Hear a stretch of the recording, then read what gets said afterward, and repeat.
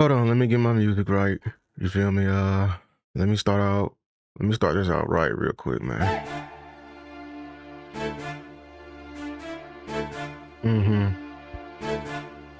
Let's get it. Got a lot to talk about today, man. A lot to talk about. Woo! What is good, everybody? What is good? Welcome back to another one, man. I'm your host, Lou. Welcome to Lou's Takes, where we do this for the first blame and the last congratulated, man. Salute to everybody coming in here. Make sure to like, share, and subscribe to the content. Turn on notification bells so you can know when Lou is going live or when he's dropping a video. You feel me? I'm trying to do something different now where I'm trying to go live. I'm aiming for like Fridays because that's the best for my schedule, my work schedule. And just, you know, when I'm in my studio and I can give quality content like I want to, you feel me? So that's that. Salute to everybody coming in here. Shout out JVB boy, Berto Tears. You know what I'm saying? Yes, sir. Hashtag no Jonathan Gannon. Shout out T Nasty. What's good? Yes, no Jonathan Gannon. Let's start with that. Because I want to first, you know, I need to address my Dallas Cowboys, Cowboy fans, my fellow contemporaries. How do you do? I really need everyone to lock in now. I really do. I'm a passionate young fan. Never seen the Super Bowl. I don't want to say like, you know, I don't want to make, you know, just know my passions come from there. You feel me? And I want to see this team do great. I need the Cowboys to lock in. I really do. I'm seeing some things play out. I'm seeing something foreseeing, you know, some chain reactions, some of, you know, cause and effects that can happen. And I need the Cowboys to understand that hiring and getting this DC hire correct might be the biggest decision that we have ever made probably in the last 20 years. And will literally affect how our outcome would be in probably the next 15 years. Why is that, Lou? I'm glad you're asking. The biggest decision, because we are getting in, we keep talking about that time window. Your time window is your quarterback's health. That position affects you greatly to winning, okay? And we are seeing Dak Prescott. You should see this season how great he was, leading another, once again, top offense in the NFL casually. Okay. And we are getting to the end of not only his contract, but the lifespan that, you know, like he's supposed to be spent here as a Dallas Cowboy fan. You know what I'm saying? Like he's getting to that age where it can literally, like the game can walk away from him at any time. Okay. And what's frustrating me, and this is to Cowboy Nation, on everything out there.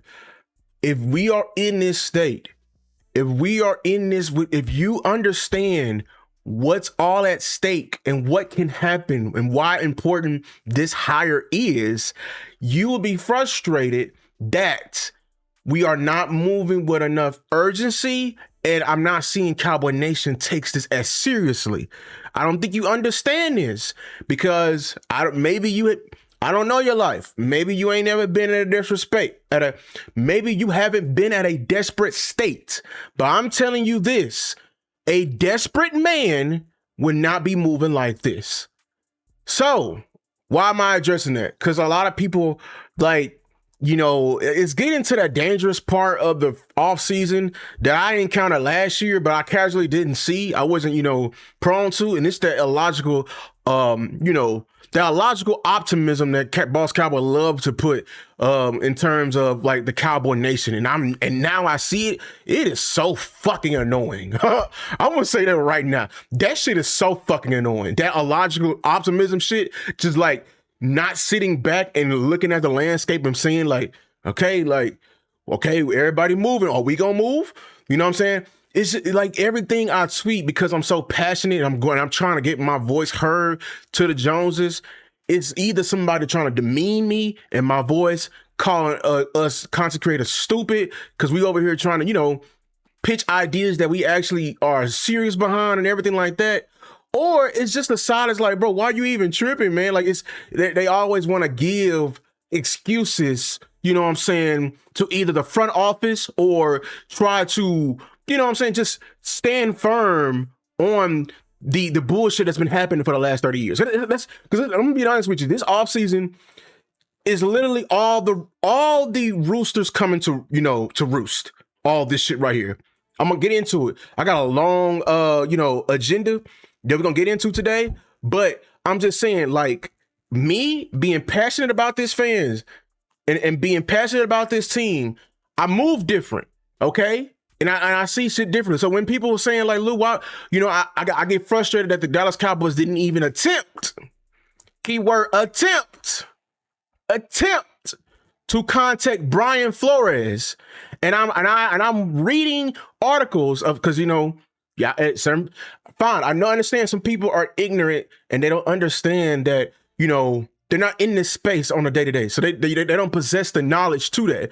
But when I try to give them that knowledge and then they still, you know, point at me and be like, boy, you crazy, you scared. You know what I'm saying? Call me out my name and shit like that. Man, it makes me frustrated.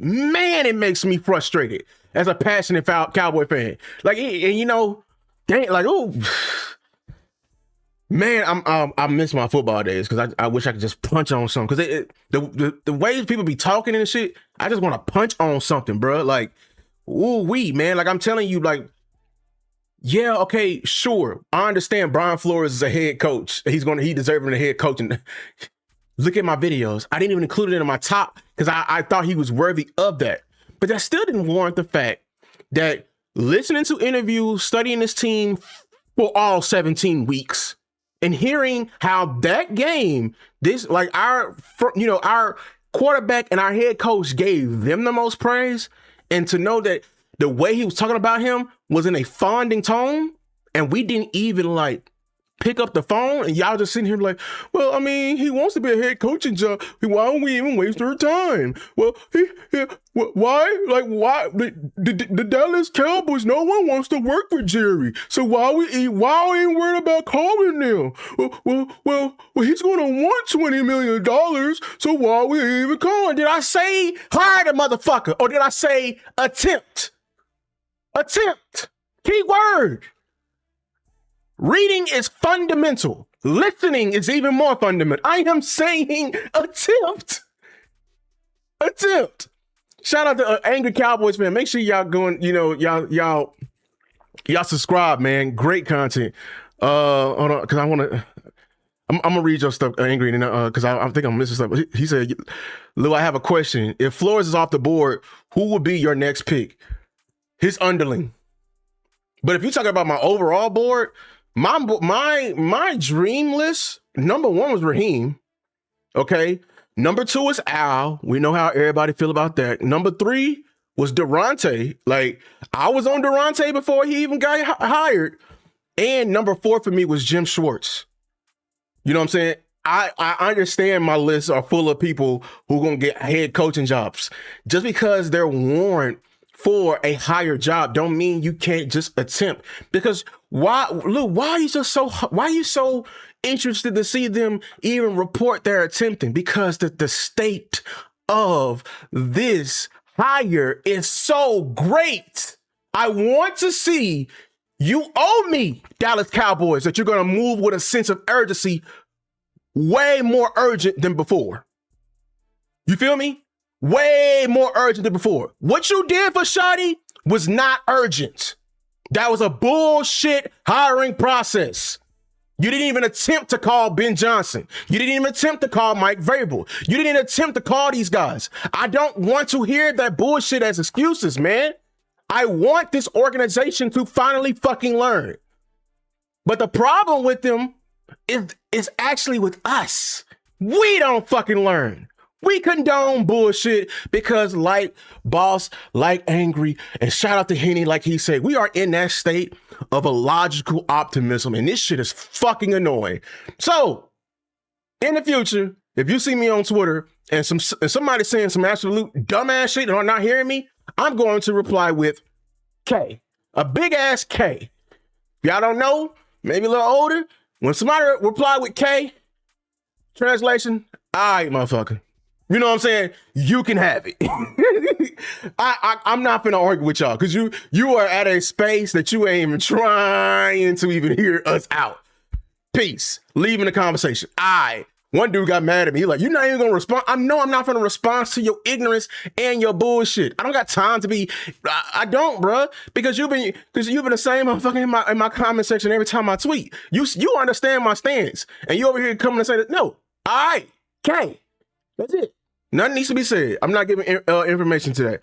So yeah, that's why I'm angry. So let me go into and shout out to everybody that's in here, man. Make sure to salute all, and make sure y'all go and subscribe to all these these content creators that are in here. Angry, Henny. I think y'all saw some more. Let me go up and see if I missed something. Shout out T Church in the building. You feel me? You know what I'm saying? He said that A and 8 got us. You feel me? T Church, hey Henny. T Church said you got JVB boy blocked. I'm just a messenger. You feel me? Angry, he said, I'm gonna keep it a buck with you. I'm doing research on different coaches available for the Cowboys to grab. Angry, and this is why, like, you know what I'm saying? Like, people don't understand, like, our passion. We go even further.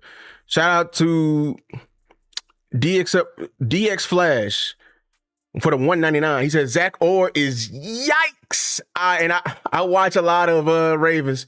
Going to talk about that today, DX Flash. Going to talk about that today. Ooh, yikes is correct. God damn, man. We're going to talk about today. But let me get into my next thing. The reason why I'm so angry, and this is why people are like angry. He doing his due diligence. Here's the worst case scenario. Here's the worst. There's a doomsday scenario for your Dallas Cowboys. Very much so. A doomsday scenario. And I already went over how important, how vital, how crucial this to get this hire right at defensive coordinator is. I already went over that. We should already, if you've been in tune, you should already know how important it is. And we already they said they've been casting a wide net. I will give the Cowboys, their due diligence that, like, they have indeed been casting a wide net. But there's a doomsday scenario that, and this is why I've been angry with them, because there have been so many openings, so many firings of head coaches, so many people available. I need them to move differently than what they're trying to do before. And they are doing it by casting a wide net, but they are being, I'm gonna be honest with you, they are being very much so stubborn in certain areas in this process that I want to, like address, and I hope they correct. And there's a doomsday scenario that they've been resonating with me, and it's going to scare me. For once, we already interviewed Jim Leonard, right? We already interviewed Durante Jones. Those guys high on our in our pecking order. The doomsday scenarios are currently occurring because randomly, I don't know how the hell we even interested in Jonathan Gannon. And shame on me, because I was gonna make a diss video. It wasn't gonna be a diss. It's gonna be like a parody to that article that came out talking about the 5 head coaches to stay away from. I was gonna put 3 head coaches to stay away from, and at the top of that list was Jonathan Gannon. Right? He is part of the doomsday scenario if he gets a second interview, because that means, for people who don't know why Jonathan Gannon will be a horrible hire. For one, he's not a galvanizer. He's not a teacher. Shout out to Law. He posted a video of the most awkward interactions this man has had as a head coach there. And I'm talking about, you can hear the crickets. Like, oh my God. You know what I'm saying? I'm hearing like former players play for him. They had like, the one thing I heard in like Law's video, Tyrann Mathieu was correct. Man, they got one of the best safeties in the game in Budda Baker, and it feels like they have not unlocked him fully. You feel me? That's Jonathan Gannon. You know what I'm saying? Then the big thing that I was just casual on until I was watching DLLS, and I posted the clip on my Twitter if y'all want to go see it. And they had a Phoenix beat reporter come on and literally, he said, and he broke the news like, hey, if y'all didn't know, like, he has a bunch of red flags that Jonathan Gannon's mentor is Matt Eberflus. Matt Eberflus. Oh, hell no. So what are we doing? Why are we? I need people to understand that it can get really bad. We just fired a guy, right? And Matt Eberflus, who was horrible. It came from Jerry's mouth that it was the hardest decision that he ever made in his life. I wonder why is that? And now we're going to go eat. In the pool of us hiring process, we're including Jonathan Gannon. No, he's stagnant. He doesn't develop.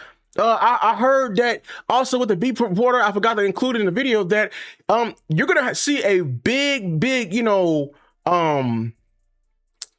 a big step back from your defensive line because he has a heavy rotation of defensive line. So if you want to see Quentin Williams have the worst season of his life, man, no. Eberflus tree, and we have the nerve to pick fruit from that rotten tree? Absolutely not. That's Jonathan Gannon. Hashtag no Jonathan Gannon. Absolutely not. Here's another part of the doomsday scenario. So we have top guys, and we have favorites more than others. Jim Leonard, Durante Jones. I keep going over and over again. The biggest one that can happen that's a doomsday scenario is with these head coaching hires. Because, and I feel like the biggest one I'm looking at is the New York Giants. And it's not who they hire. Shout out to John Harbaugh. It's the amount of money they paid him, which is $100 million over 4 years. And shout out to, Coach Marvin Boss. They broke it down that how the budget goes, it's a trickle down effect. So if he's getting all that money, 9 times out of 10, what they're going to be playing all the coaches is above, normal pay grades because of the high pay grade they got from the head coach. And you want to know who's on John Harbaugh's, radar? It's 2 people from our list in Jim Leonard and Zach Orr. Whether we like them or not, whether they are top guys or not, I'm trying to point out that the doomsday scenario is that, and all the, the doomsday scenario and all the chickens coming to roost, or all the roosters coming to roost, is that all these head coaching hires, these other teams being serious and them spending money, dog, they can have the big, they can just come play big bank, take a little bank to us because we over here still dealing with some shit that's literally coming to roost, which is us being cheap with our head coaching position. Us being cheap with Schottenheimer may be the reason we lose Jim Leonard to the Giants. Us being cheap, which, Schottenheimer may us, of course, it can have us losing, Zach Orr, who I'm going to talk about today, even though I'm a little iffy on him now. But my whole point is this. We ain't even talking about, sure, we got Durante Jones, who is my favorite, but who is he under? Who is he under? Brian Flores. If Brian Flores gets a head coaching job, which is most likely, it's a very good match with him over there in Pittsburgh, who are we think they're going to take at their D coordinator? You feel me? You know what I'm saying? If Vance Joseph gets because he's interviewing for head coaching jobs, who are we thinking he's going to take over there and ask for to be the D coordinator? It's kind of the hot name that's been buzzing around that's right under him. We gotta really hone in that there is a good chance that our well that this net we didn't cast it can go dry with us dragging our feet and still being stubborn in our ways. And it can come back to bite us. All of our bullshit from the past can come back to bite us. Because like you said, Angry, we lose bidding wars all the time. Because we are not different. We are not cursed. We are not just, not liked by the football gods. No, we are just cheap. That's what it comes to at the end of the day. So I felt like I had to get that off my chest, that there's a good chance that we can cripple ourselves into a Gannon. We can cripple ourselves into even a White Cotton. You know what I'm saying? And it's like, damn, like, and I already know how they're gonna twist it. Like, oh, we casted a wide net. It's like, bro, like, okay, then jump on to it. Hurry, let's jump on to the guys. The problem what I'm having with my Dallas Cowboys is that we are not moving. Like, this damn decision is not going to affect everything. Like, it doesn't affect everything right now, man. They're not moving with enough urgency. Like, and do, like, I just want them to stop literally performing the definition of insanity, is doing the same thing over and over again and expecting a different result, because that's what we're doing right now. Okay. And we're literally just going to fall into a second internal hire, because we're forgetting the first internal hire was Brian, who was under Mike with a offense that underperformed. And now we may stumble into another internal hire for the defense in White Cotton with a side of the ball that underperformed. It worked out with Shoddy with the offense, and he hired some all-star guys. I think a lot of people was like, oh, we can still hire an all-star staff. I mean, people claim the guys we bring it in, some of these guys I'm finna talk about today, I'm gonna highlight on that they are the all-star staff. Okay, if these are all-star names, bro, we're not the only people who want them. And they can play big bank, take a little bank, because we are cheap. So that's that. I had to get that off my chest. Shout out to everybody in the building. Like I said, make sure to, you know what I'm saying, like, share, and subscribe to the content. Now let me get into what I like the gist of my video. I titled this video Odd Chaos. And y'all may wonder, Lou, what do you mean by that? Odd chaos. I'm seeing when I'm really researching these guys from a schematical standpoint, I'm seeing that we are following a very, very, a loud trend. What I'm hearing, what I'm seeing with all these hires. One trend I'm seeing is, I think we are finally understanding that the biggest need and the biggest reason why we failed last year was our secondary. And I understand that, because that's one of the main people they're bringing in for hirings is passing game coordinators, former DB coaches, which I am glad to do that. But another thing I'm seeing a lot of coordinators who are either like saying they're multiple and versatile, which Shotty said, and also, incorporate a lot of odd fronts, odd being 3-4. If y'all didn't know, the 34 defense is odd. That's also called an odd defense. And the chaos part is what I'm gonna talk about today, and why I believe Shotty loved and he couldn't figure out the and Brian Flores with the chaos part of his defense. So in the later part of this live, I'm gonna go over I'm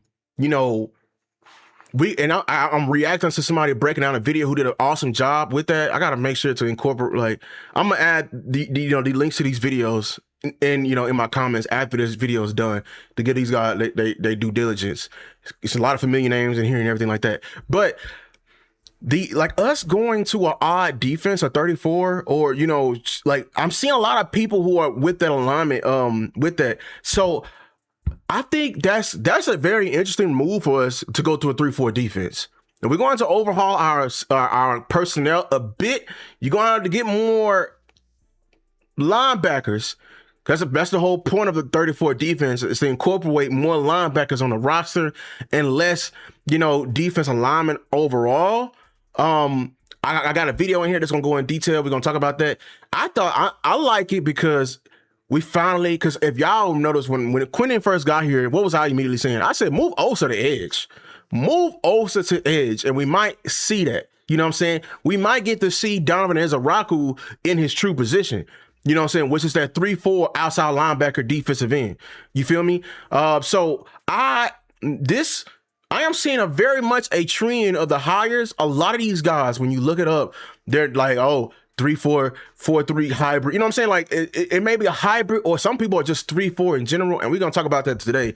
But before we go there, I'm going to talk about the top. I feel like the top guys, I'm going to just briefly, go over the guys who I believe, and you should be on the lookout for who I believe is at the top in the in terms of the coaching search. So let me go back to the beginning. All right, the first guy I want to talk about, and that people not really talking about, that I think you should actually give some credence to, is Charlie Bullen, who was the current New York Giants assistant over there. With that, he was detail oriented. He had some brief experience as the defensive coordinator over there with the Giants. As you know, he did not start out like that. You feel me? You know what I'm saying? So, but the reason why I want people to understand, he has the Giants had a 3-4 defense over there. If you didn't know that, like, of course we should know that, because Big Diff Stallone, the big D tackle in there, and they had all them edges and everything like that. The reason why I want to highlight Charlie Bullen, and I feel like we should actually start taking him serious as a top candidate, top 4, top 3, just include him in there, is because when he took over from what I think it was, I forgot who it was, a Shane Waldron was the other D coordinator. They were at the bottom of the league, okay? Shane Waldron was not using that defense correctly. The biggest one he was not using correctly was Abdul Carter. He had Abdul Carter as a damn blitzing interior linebacker, and he was over there getting flattened. And that's what I tweeted saying, man, hey, Abdul Carter needs to put on some weight, which he's still going to have to do, but he was not using him correctly. But they did something that we should have did in the middle of the season. When I said it at the trade deadline, you should have fired Eberflus ass to the damn moon, and you should have promoted White Cotton to a similar situation that happened with Charlie Bullen, and let him take over and let him see what he can do. Now, they're not going to retain him over there most likely, because why? They have an entire new regime. We just seen they just made a big hire in John Harbaugh. But the main thing that sticked off with me when they were asking him what is the biggest change he's going to do from the previous D coordinator in the same season, he said, the biggest thing, I'm not going to overthink it. I value players over plays. I'm going to say that again. He said, I value players over plays. He said, instead of focusing on my scheme and trying to out scheme the defense, I'm going to look at my personnel and put them in the best scenario in order for them to do well. And he did that. They actually turned that defense around and got, got some production out of it. He actually had Abdul Carter, I think, before he even made the change. I'm just making sure, I'm seeing y'all. Abdul Carter only had like 1.5 sacks. You know what I'm saying? He made the change. The sack production immediately increased. The back end immediately increased. So Charlie Bullen, I'm telling you right now, if we do go with a fresh new mind, also, if you didn't know, his influences, he is heavily influenced by Vance Joseph. He worked closely with Vance Joseph in Miami and in Arizona. Okay? So we should understand that what he's going to do. So the only downside with him is he's going to be multiple, but it's not going to be much disguise. It's going to be having an attack-based defense. But honestly, he's kind of a wild card. I don't think he truly has a fixed, thing he wants to do with his defense because of that one sentence, which I kind of like.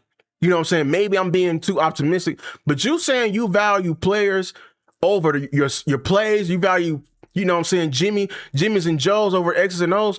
Hey man, you get a huge ticket in my book with that. And I think this is why I don't have them ranked, but I'm going off the names that we have interviewed in the last couple of days who we should take serious. And I think a lot of people are not doing that. You feel me? He's a former outside linebackers coach. So if anything else, I do want him to come coach my linebackers. And hey, I think he's going to be looking for a job. Just me. You know what I'm saying? And I think he would take a position job, but I would really consider him at the DC. I really would. I would definitely would. After researching him, he literally personally unlocked Abdul Carter, and he maximized Brian Burris and Dexter Lawrence. So this is a very serious name that I think Cowboy Nation are overlooking, and we need to really start hyping.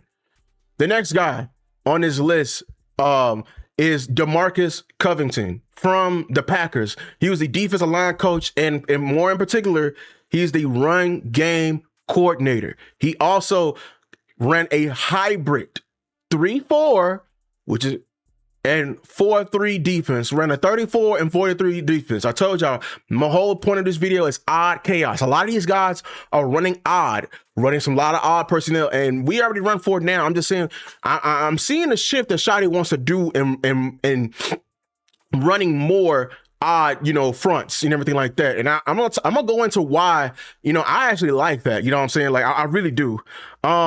So he's a run game coordinator. He's a defensive coordinator. I like that he held multiple. And he briefly was, I believe, a defensive coordinator under. I think he was under Gerard Mayo briefly. He didn't do well under that, but it was his very first time with that, and they did not give Gerard Mayo enough time with that. So it's still not worth overlooking and giving a chance. He emphasizes fundamentals and everything like that, and attack style defense. In particular, I like the Packers, what they do versus the run. They're very stout versus the run. As you know, they got Michael Parsons over there. You know what I'm saying?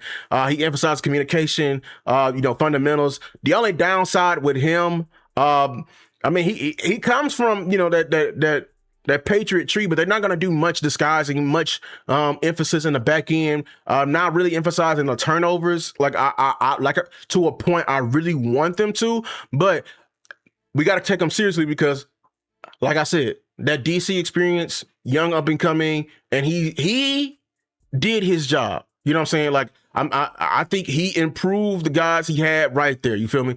That is DeMarcus Covington and everything like that. Next guy. All right. Here's a guy that we should really give it, because look, man, we poaching the ops, you feel me, over there in Eagle Land. We don't like them Eagles. We hate them Eagles, man. We hate them Eagles. But and how I know how you know when a coach is valuable is how the fan base, reacts when you attempt to even try to poach. You feel me? And I saw the same thing. I saw the Cardinals, literally they were crying when we got Clayton Adams. You know what I'm saying? That's how I knew he was going to be good. And plus I watched film. But you know what I'm saying? Hey, look, man. Hey, he's a Vic Fangio disciple. Say that right now. Okay, he's a Vic Fangio disciple. He's coached under Vic Fangio, not just here, you know what I'm saying, but under the Broncos as well. The key thing with him, I look at him like an Al Harris. He very much so has, everywhere he's going, he's not only developed talent, but he can scout talent. You know what I'm saying? Everyone has talked about how he is responsible for the development of Patrick Surtain. He's responsible for the development of Cooper DeJean, and he is responsible for the development of Quinyon Mitchell. Everywhere he goes, he is very much so, he has the Midas touch right now when it comes to that. He's from that Vic Fangio tree, so he prides himself on adaptability and versatility and player development. He is player led when it comes to his scheme, and he's going to be secondary focused, which is something we're going to need. Christian Parker may be the next up and coming guy that we need to really, you know what I'm saying, look out for. As we know, over there in Eagle Land, they run a hybrid 4-3-3-4 look, like to attack, get up, you know what I'm saying? As far as disguising, if I can remember from the chart, they were at the middle of the pack, but they do it. But the key thing is when you get him here, he's going to very much so, emphasize the secondary play and have great intricate defensive looks. You feel me? All right, next guy. All right, now let's get into some familiar names. Zach Orr. Yeah, I'm gonna be honest with you, he was at the top of my list, but not after today. And shout out to Boss for having that conversation on there. I want to talk about it, but Baltimore Ravens, former linebackers coach, defensive coordinator experience for 2 years, emphasizes, pattern match coverage. He's a teacher. He's supposed to be a teacher-oriented leader. He wants to play a sound defense. And when you look up his scheme, he calls his scheme an organized chaos. You know what I'm saying? So he wants to disguise through pre-snap with various pressures, but with week-to-week adaptability. Be honest with you, I have knocked Zach Orr down on my list after, getting a fan's perspective. I know it's just one fan's perspective, but let me tell you what he was a creator. He's a content creator, and he does extensive work. What he claimed is that Zach Orr and John Harbaugh, they play a very soft style defense, which is a soft coverage. He has not, when he's been there, he's not really developed any of the new talent that he got there. His fundamental is of the Mike McDonald, which is the defense. When we think of the Ravens, they were very, very good, but we keep forgetting that was the Mike McDonald when he was leading that defense. But under Zach Orr, they are not good at, he said adapting their, like adjusting their play calling in the middle of the game. One thing he said, and I know this is true, at the end of the game when they're up, they get very, very, very passive in their approach. And I can confirm this because I remember last year when we were getting our ass whooped by the Baltimore Ravens. Man, God, dog, man, you know what I'm saying? Like, I remember we was able to make that comeback at the end, and people was like, "Oh, it's garbage time." But they got very soft in their coverage, and we was able to take advantage of it without truly leaning heavy on like play calling. It was all Dak. It was very Dak led. You feel me? You know what I'm saying? So that's what I know is true. Like they do go like I think it's a balance to what he said, but at the same time, I think that's true. They do get you know what I'm saying, passive in their approach. Shout out to Boss in the bill. He said, "Can you take calls?" I don't have the call set up. I don't know if I could just call, put it on speaker. Can they hear? That's a good question. Have y'all tried that before? Have y'all called somebody just like on speaker and just see if it worked? I think we did do that right, right? Just try. If you can call me, boss, and I'll do that. But yeah, I knocked him down. I had to, because like after hearing that, then hearing like the players, like I thought it was mainly injured. I would say just hearing that conversation, because I always said the grass ain't as greener, and I always said like some of the things we be dealing with, yeah, just call. Yeah, just call. Call my phone, and I'll put you in. But like, it's funny like how the same things they're dealing with, we deal with here. Like it's all multiplied. The perception of the media is always sometimes the opposite of what's really going on inside the fan base. You know what I'm saying? But I would still consider bringing him as a positional coach. Just me. And also I didn't know. What I did know, because I saw it, I just didn't want to believe it. Hold on, his boss right here. Yeah, you live. What's up, brother? What's up? Good work as usual, sound as usual, thorough as usual. I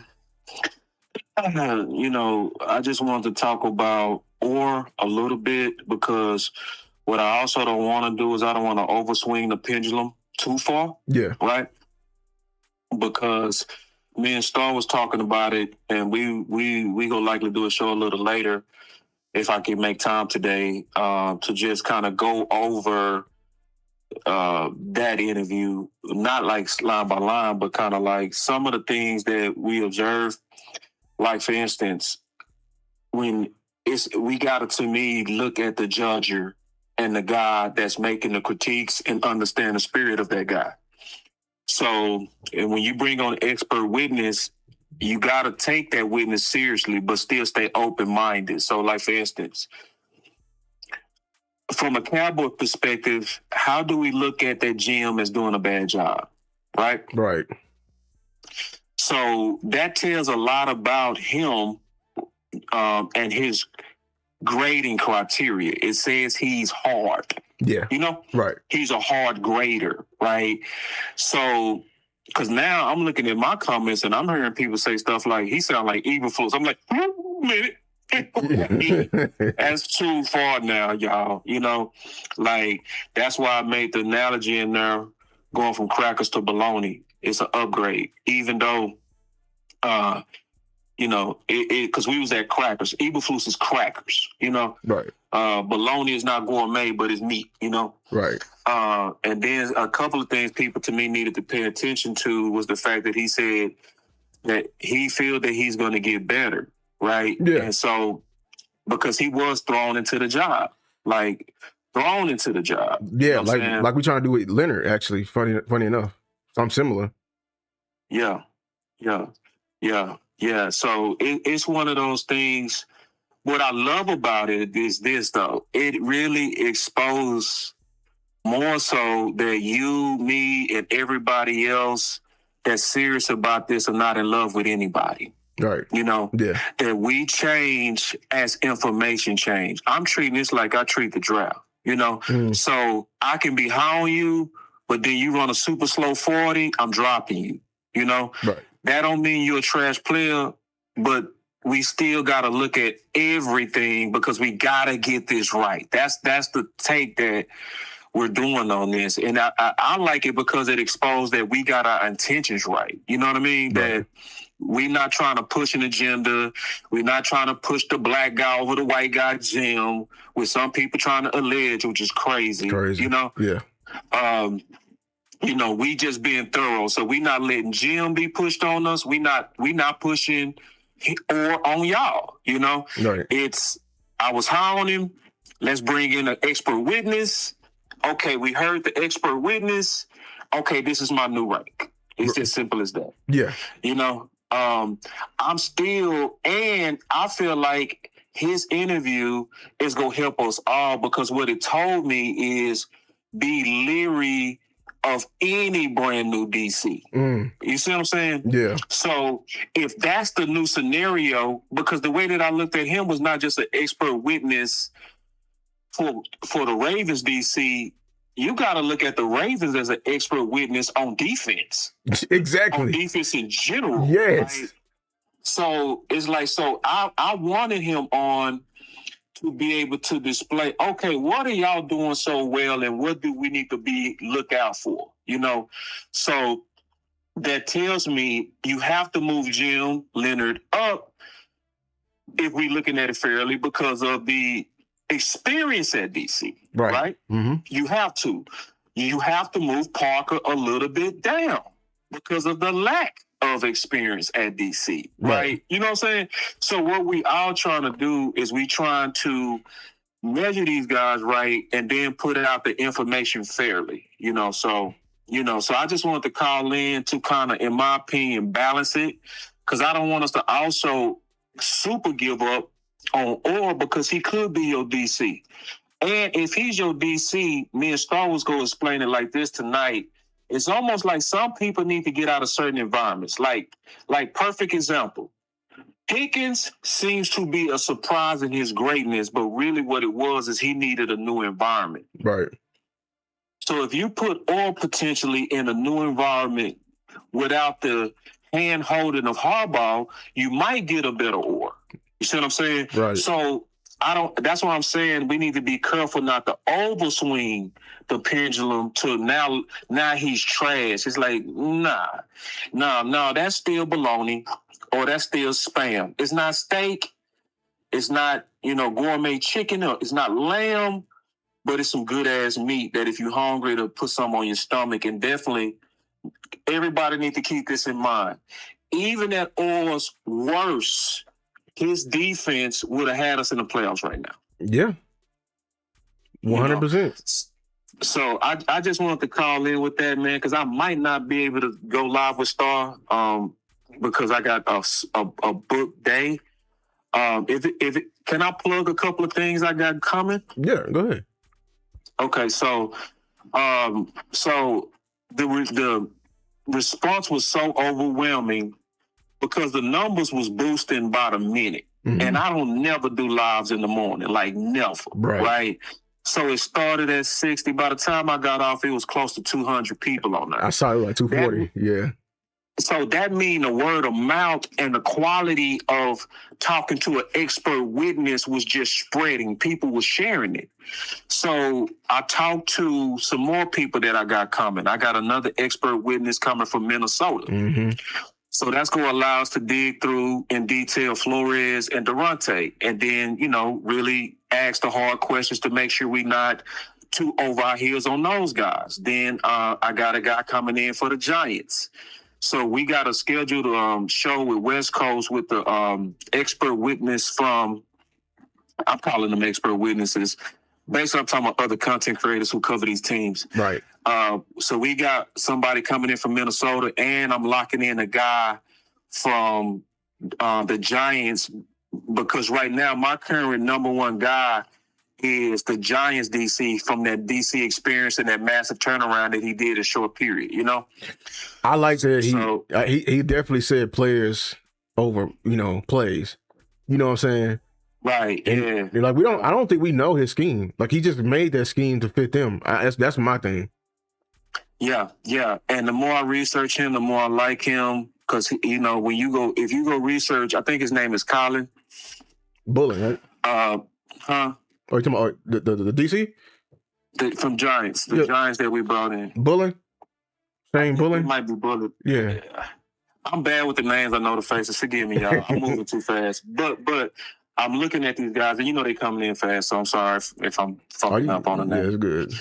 But but researching him, I'm hearing high energy. I'm hearing adaptive, multiple. Mm-hmm. We saw the results. So he's currently my number one. I've moved Orr down.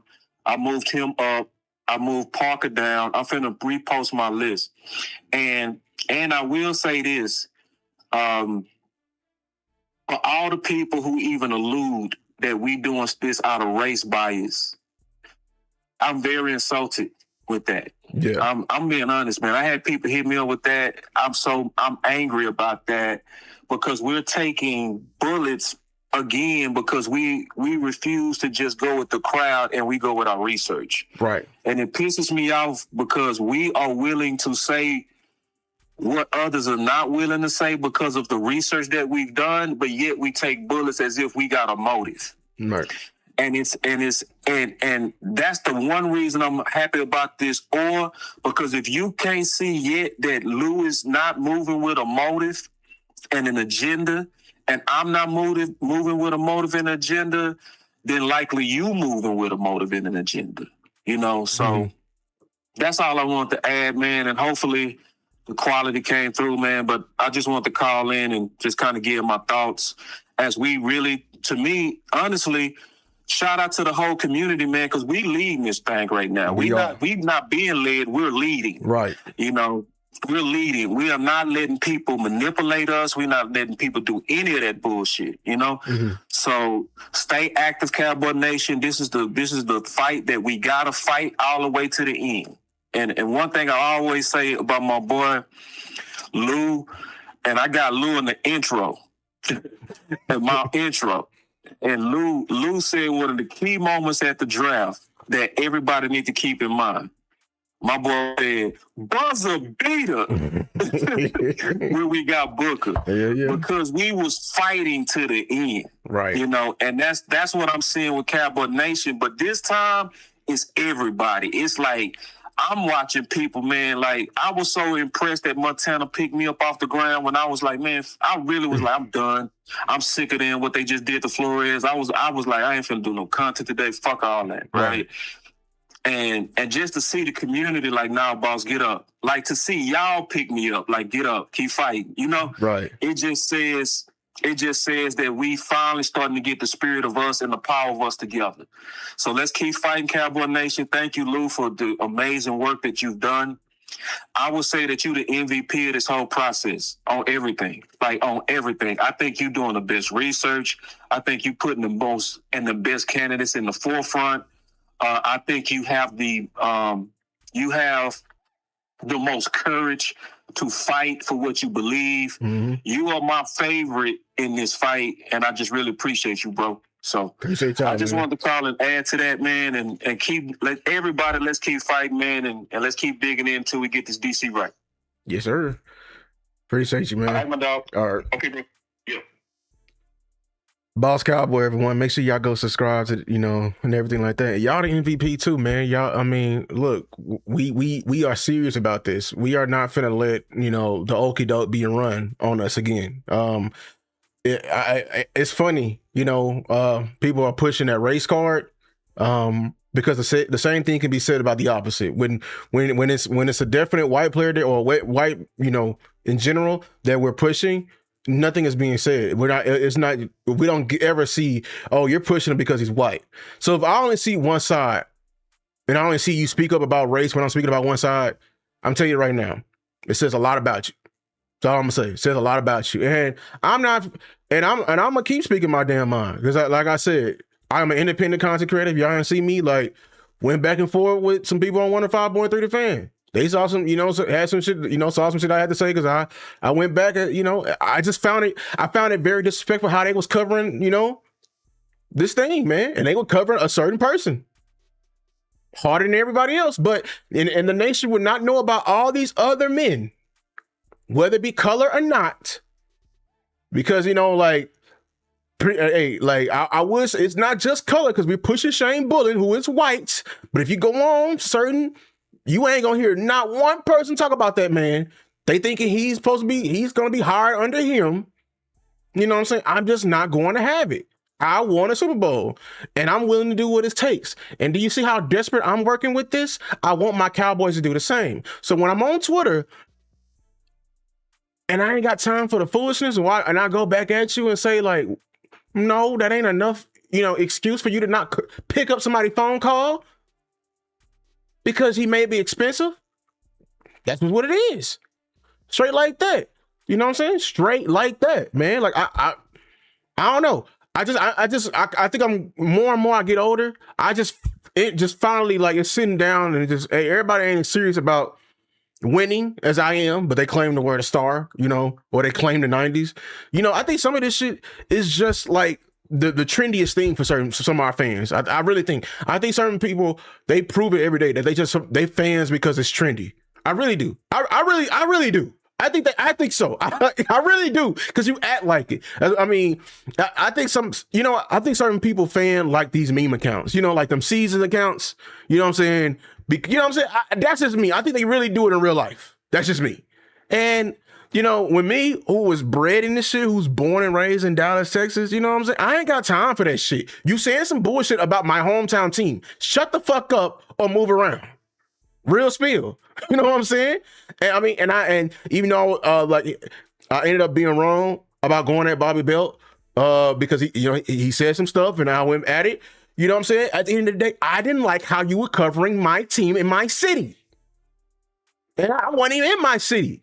But at the end of the day, like, bro, if you going to literally be a licensed reporter, God damn it, do your motherfucking job.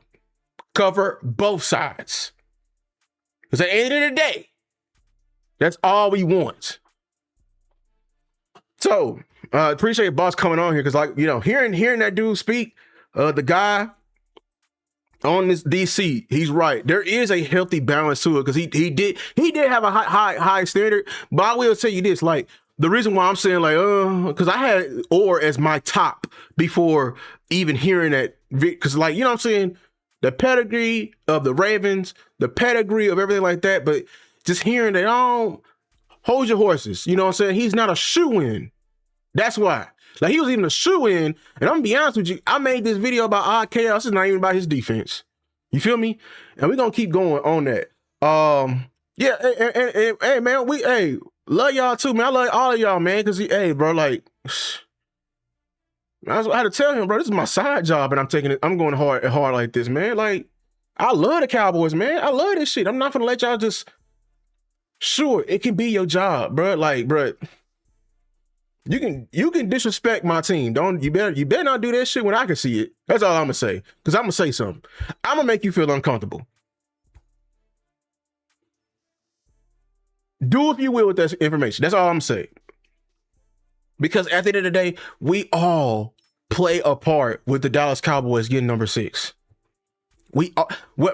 Some people really take pride in saying, like, oh, your voice don't matter. You know what I'm saying? Oh, they ain't gonna hear little old you and everything like that. But you know what I'm saying? And I can show them all the evidence in the world and they won't believe it. Well, then if you ain't gonna believe the evidence, you over here trying to have an argument. This is not an argument. You just here to bicker. You're here to bicker. I'm over here showing you obvious that the Dallas Cowboys don't make any type of football decisions. All the decisions they make is purely business related. If it was purely football, why did Jerry get his happy ass and do a damn podcast tour with Stephen A, Michael Irvin, all these damn people to talk about the shit? Why did he do all this shit? Why did he just trade him? If it was purely a football owner, would have just fucking traded him and let the mass affect it. It's funny enough, the same exact time the Dallas Mavericks traded their player, did they do a fucking tour? Did Nico get on tour and say some shit? They were hinting at it because it was talks about the contract and they was just not getting to it. But then they just fucking did it, even though it's fucking idiotic. They just did it. And you see what happened when you don't go on tour? Actually, funny enough, you see what happened when you do some drastic shit like that and you don't go on tour? Boy, the city of Dallas rioted behind that Luka move. Rioted. Boy, they rioted. And they rioted so hard that all their decisions, man, I don't think y'all understand, dog. They couldn't even play basketball without them going to the thing and chanting firing them motherfucker. They literally fired him so they can play basketball. That's so all the people who say, oh, your little old voice don't matter. Oh, okay. They over here making business decisions so they can over here function. You are the customer, dog. At the end of the day, man. You know what I'm saying? All right. So Jim Leonard, I ain't gonna lie, he's a top candidate for us. The one thing, what we hated about, like, it was the push behind Jim Leonard. Like, I knew he was a good candidate. It was just people already crowning him. Like, it's people still crowning him. He's a great hire. He has former DC experience, like actual DC experience at the college level. Calling it a defense at Wisconsin. Hybrid defense, 34 alignment. That's why I'm making this video. We finna get into that after I'm done. I'm just showing everybody's profile. I got one more guy, and then we finna get into the reactions and everything like that. You know what I'm saying? Prides himself on communication, development. I don't have to go too, far into Jim Leonard because he's been covered so heavy. Like even the nearest pebble and rock, you know what I'm saying, on Harry Hines or in the Dixie Circle or in Dallas and Oak Cliff over there by Rudy's. Everybody know about Jim Leonard. You got to know about these. If you from Dallas, you know about all these places. You know what I'm saying? Over about Winfields. Everybody, Beckley Sainer. Everybody know about Jim Leonard, how hard they've been covering. And that's the power of the media. You feel me? That's the power of spreading word of mouth. That's the power of that. That's why it's important for them to cover more. But Jim Leonard is a very respectable candidate here. One thing I always say, that I would not be mad if they hired Jim Leonard, because I can't deny the fact that everywhere this man has went, he has literally got promoted fast. Like fast. Random people promoted fast. That's a great quality. That's a great trait with that. So we're gonna go in today about that and hopefully he's learning over there with Vance Joseph, but I'm gonna go in, man. Here's my last guy. Y'all if y'all seen my video already, y'all should know that I was the first person to introduce this community to Durante Jones, and I was so glad that they interviewed, they even gave him an interview. I am praying that he makes it to the second stage interviews, the in-person interviews, which they have confirmed that they're doing this week. Because, and I'm going to highlight today. I'm gonna be honest. I'm gonna give my list at the end. Durante Jones is my number one now. I did have Orr, but I'm had to move Orr down. Durante Jones is back my number one, and I'm going to talk about it here. He has brief experience as a DC at LSU, but I talked about it like you know what I'm saying. Like it's gonna be. I'm gonna talk about it. I already talked about it enough. If you want more, check out the video I've done. Like I put this video out before Christmas, before I went on my vacation. Check it out, man. That's the wrong picture of Durante. Funny enough, hilarious though. You know, it was a fire ass picture. I thought it was a different lighting, but with that, but I ain't got to talk about it. I'm going to talk about why, you know what I'm saying, everything like that. We finna get into the whole point of this video, and that is the trend I'm seeing with the odd front, with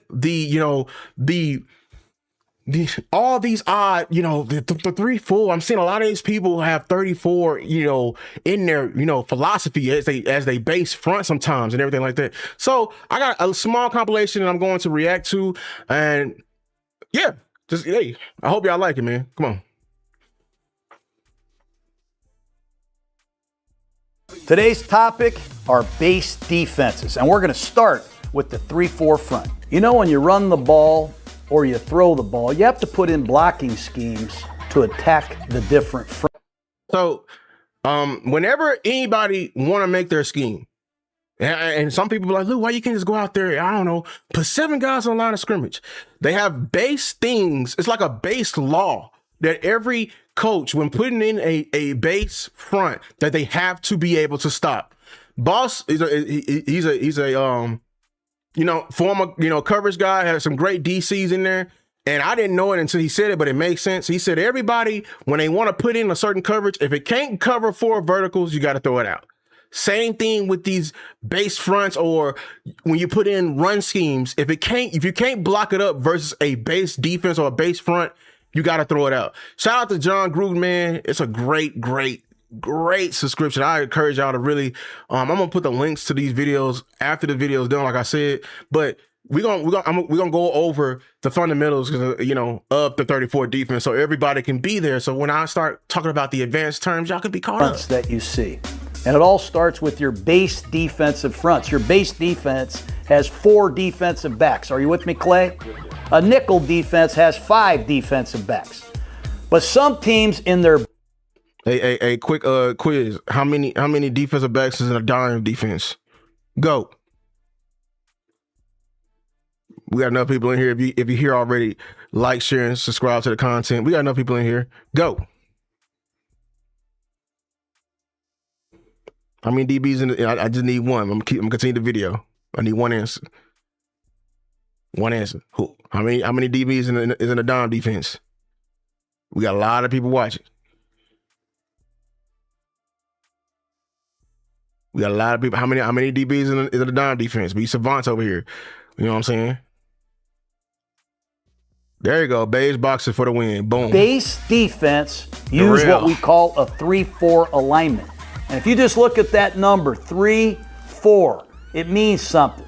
That first number tells you how many defensive linemen are out there. There's 3 of them.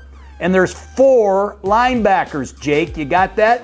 So that's a key thing. Like I said, if we're going to really be moving to these 34 defense in terms of personnel, this is going to be one of the key things we're going to have to incorporate on what we have to inform the acquisition. We're going to have to prioritize either like more linebackers or more 3-4 defensive ends. And he's going to talk about it. Those end linebackers, what I say 3-4 defensive ends, I'm not talking about them ends right there that's inside a linebacker. I'm talking about the linebacker that's on the outside when they're on the line of scrimmage. A 3-4 defensive end is typically in a 2-point stance. And they can rush from, you know what I'm saying? Bent over 2-point stance. Y'all should know 2-point, 3-point stance. You know what I'm saying? And the reason why it's important, the difference between a 4-3 and a 3-4 defensive end is that sometimes they're in a 2-point stance because sometimes they're going to be dropped into coverage.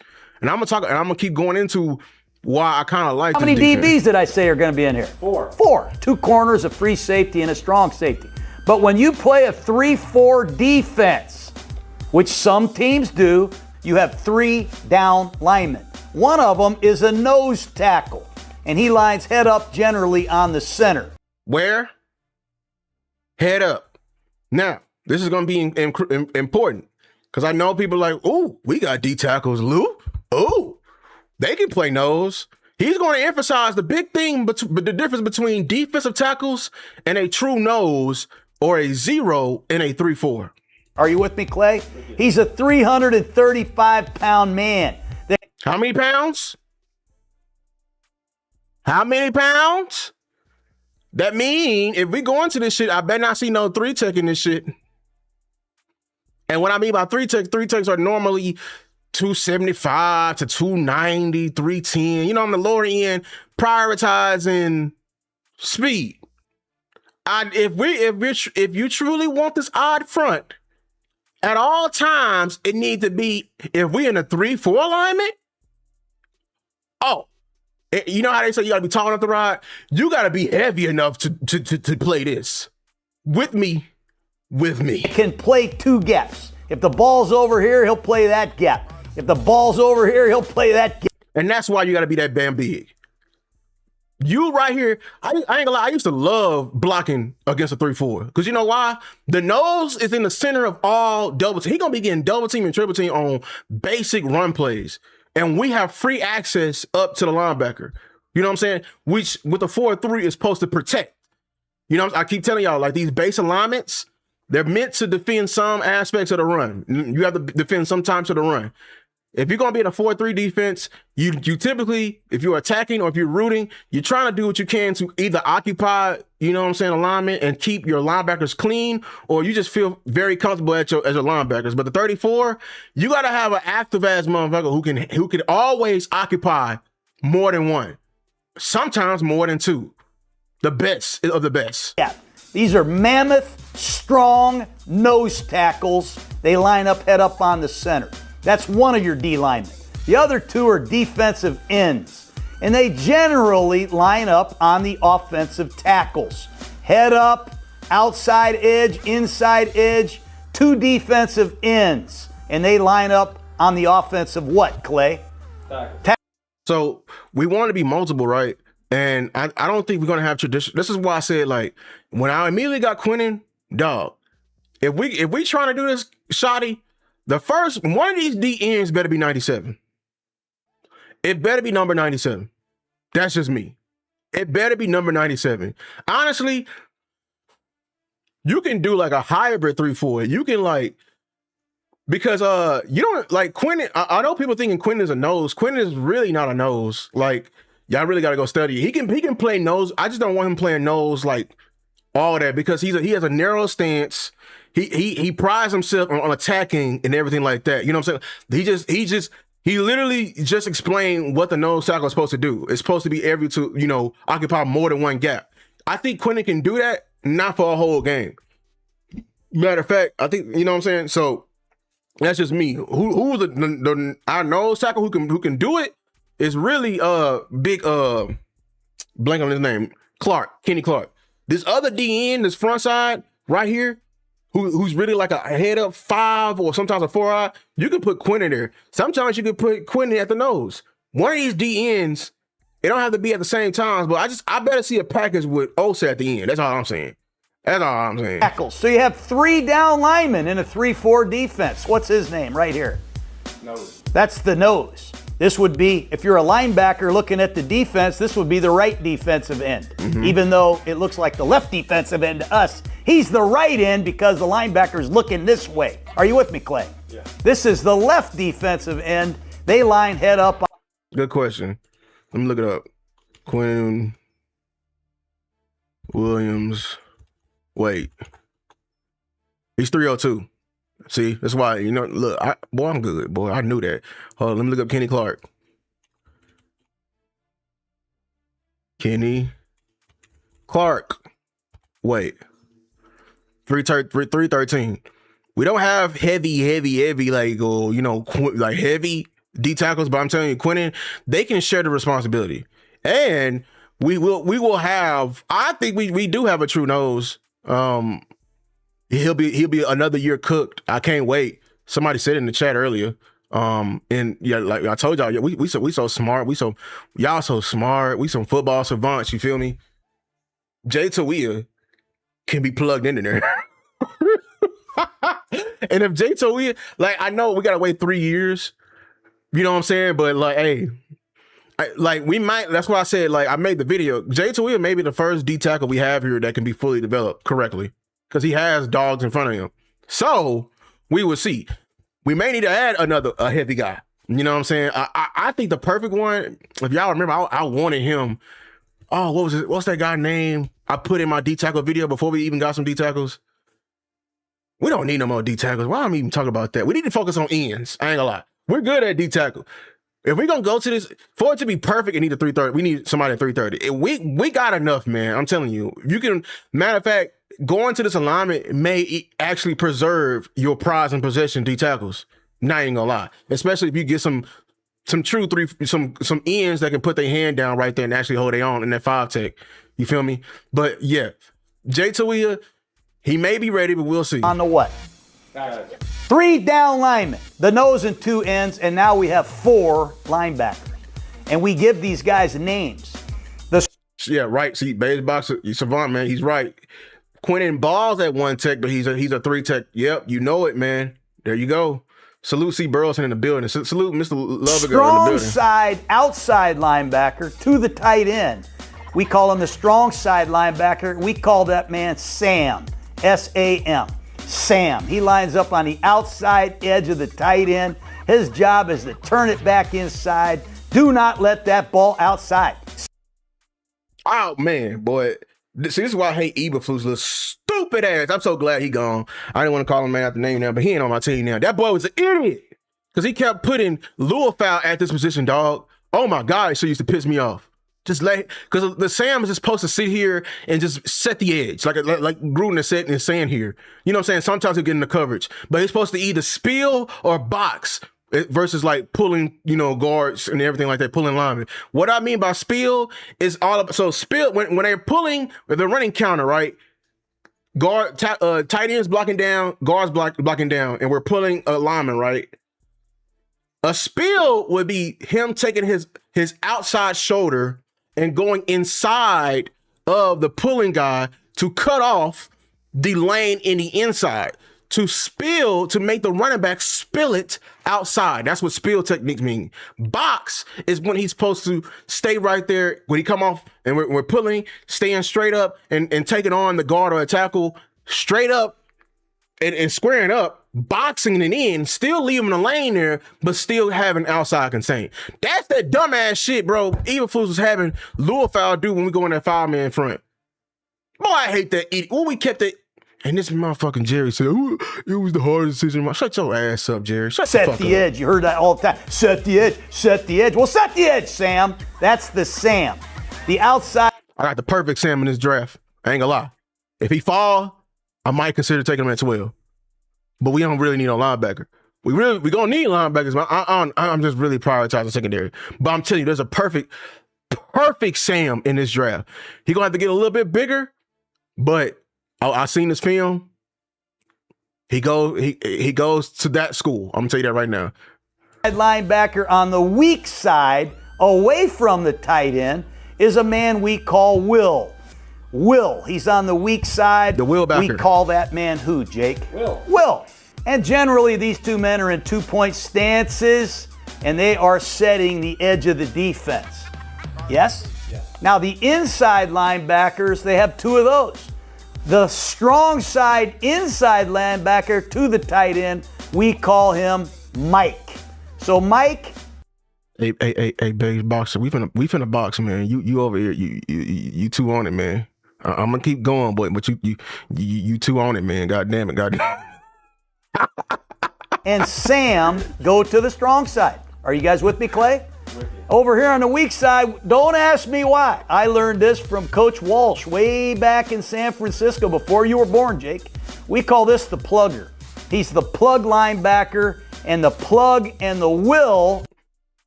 Yeah, I've never heard that linebacker called a plugger. Where I'm from, what my coach called me, we either call that linebacker the jack. I heard it called the buck. Plugger. I don't know. That's just me. Like when you're on the field and you're in the midst of it, you can say, Mike. You know what I'm saying? We can hear you through the, you know what I'm saying? We can say, Will, Sam, Will, all that. Plug. I can't say no damn plug. That's too many goddamn syllables right there. I like jack, or buck. You know what I'm saying? Plugger? Ugh. They go to the weak side away from the tight end. You guys dig it? Yep. So, review this. Who is this mammoth creature that plays head up on the center? No. And what are these? See, Angry, I thought I was crazy, man. We called him the Jack, too. We call him the Jack backer. You know what I'm saying? Mike, Sam, Will, Mike, and Jack. Yes. He said in that scheme, the perfect Mike is in this draft, too. I'm still going through it. I already know who y'all finna say. These 2 guys called that line up on the tackles. The ends. But shout out to John Gruden. He's going back over on what's his name, but shout out to John Gruden. Let me see if I can skip it ahead and not too far. A 3-4 defense, 3 down linemen, 4 linebackers, and how many defensive backs? 4. You guys are quick studies. Shout out, you know what I recommend you do?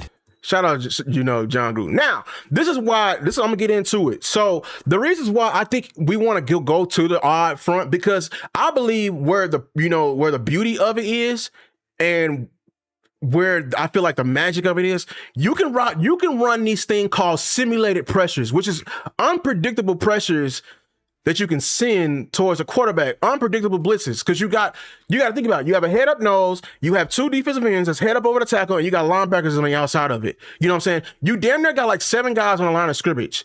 And if you've been here, you know this is an offensive line channel.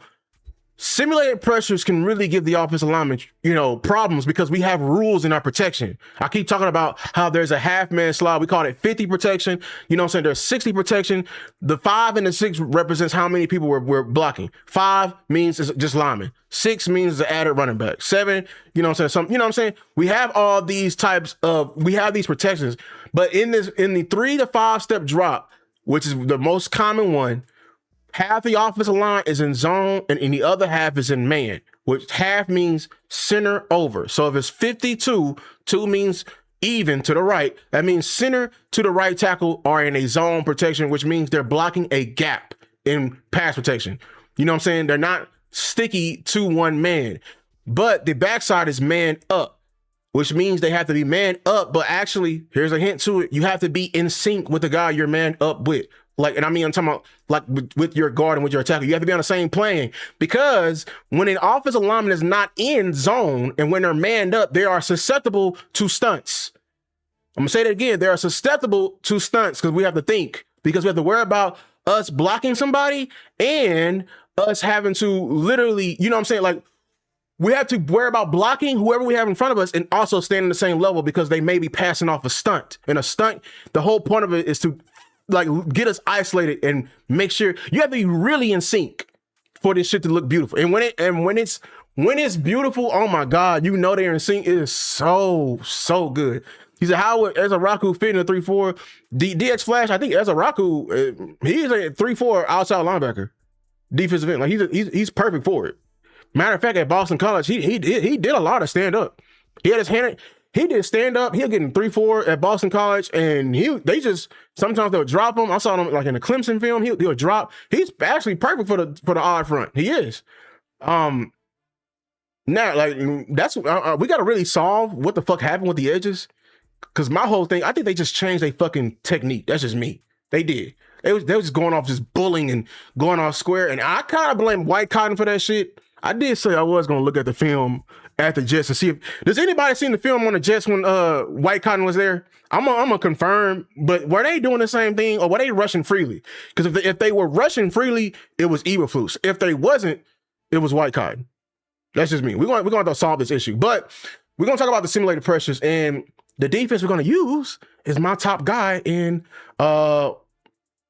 Raheem Morris, because I keep talking about it. I know he's not a prime candidate for the Dallas Cowboys, but simulated pressures, man, he worked this. He even worked this versus us when he was with the Rams when they won a Super Bowl. And it was amazing how fast he learned this and perfected this. And you know what I'm saying? Because he was a 4-3 base. He was a Tampa 2. He came from that, you know what I'm saying, that Gruden tree, Tampa 2, woo, you know what I'm saying, 4 down. But then he adapted a scheme where they were 3-4 base, as you can see right here. Look at it. They got an end and they have a one man. See, the 3-4 was so annoying. See, right now they're in like a 3-4. They're in like a nickel package though.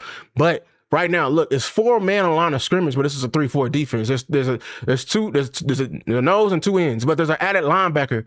And what can get really freaky about it is that they can literally F with our principles. So right now, if you're looking at this, like I'm looking, man, I may have the right side in the zone and I might have the left side in the Western lane. But Raheem was so smart; he understood. See, this is why I have so much admiration from Raheem, is because he coached the offensive side. He knows what the offensive line is trying to do, so he's going to break our rules. You know what I'm saying? And send his pressures through that. So right there, we couldn't get to him in time because we would literally, you know what I'm saying, we're not setting to him. So like, look at this. Look at this.